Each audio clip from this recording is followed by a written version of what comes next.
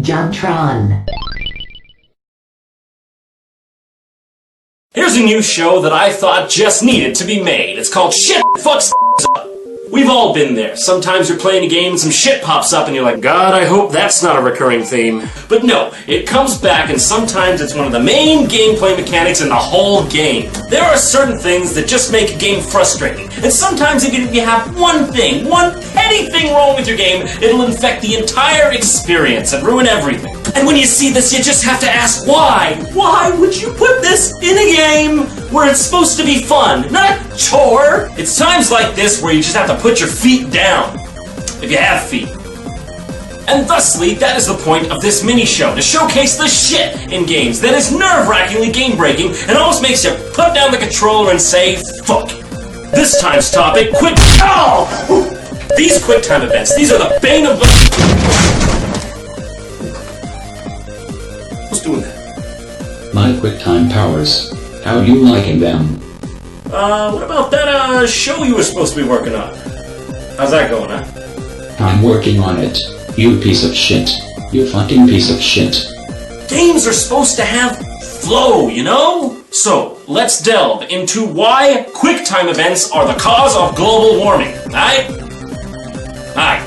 I know that one of the first games to make QuickTime events a thing was Shenmue, but Shenmue I say, I never played that game. The first time I experienced the terror of the timed button press was in a game we all know and love as Resident Evil 4. Now at the time, it was sort of a novel thing to me. It wasn't really in games prior to that, so I mean, I didn't think much of it. Not to mention, Resident Evil 4 is one of the best games I've ever played, and the QuickTime events didn't come up that often, so I didn't notice it too much. So you'd be keeping on, playing the gameplay part of the game, and then came a cutscene. Awesome, let's just put that down. Oh shit, what the fuck? Yeah, that's real great. Get us in the middle of a freaking cutscene when we're not even supposed to be playing? What's the point?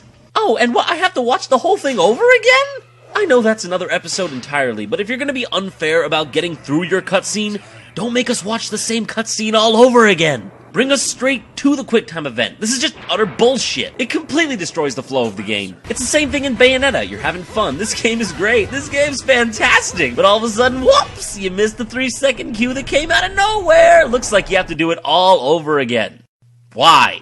Why put this here? It adds nothing to the game except stress. You see, there's a fine line between when a game is hard but fair or overly frustrating. Gamers like to feel that if they messed up, it was their fault. Not because the game is flawed in design, like take Super Meat Boy for example. Ball-wrenchingly difficult, but you know what? The controls are so tight that if you mess up, it's entirely on you. And that feels good, that's great. Difficulty isn't the problem. Cheapness is. Like, memorization isn't fun. I'd sooner just play a card-matching game. It's the same shit with Mega Man. I know, Mega Man's fun, okay? But a lot of that stuff you can't possibly see coming unless you've played it before and know the level. Why design a game like that? Why, I ask? Like, oh, you're playing Call of Duty. That's a game of skill. It's about the action and your reflexes. Then, oh, what's this? You have to push a button at a precise millisecond to avoid a dog ripping your trachea out? What's the timing? I can never fucking do this shit! Why make a vaguely timed button push the center of whether I live or die in an already frustrating game? It's not fun. It's not fun! And some people even get off thinking that a game should just be one big-ass QuickTime event, like Indigo Prophecy. I mean, okay, yeah, okay, fine, okay. This game is supposed to be like this, and I guess if you don't like it, don't play it. But still, couldn't they think of any better gameplay devices rather than this?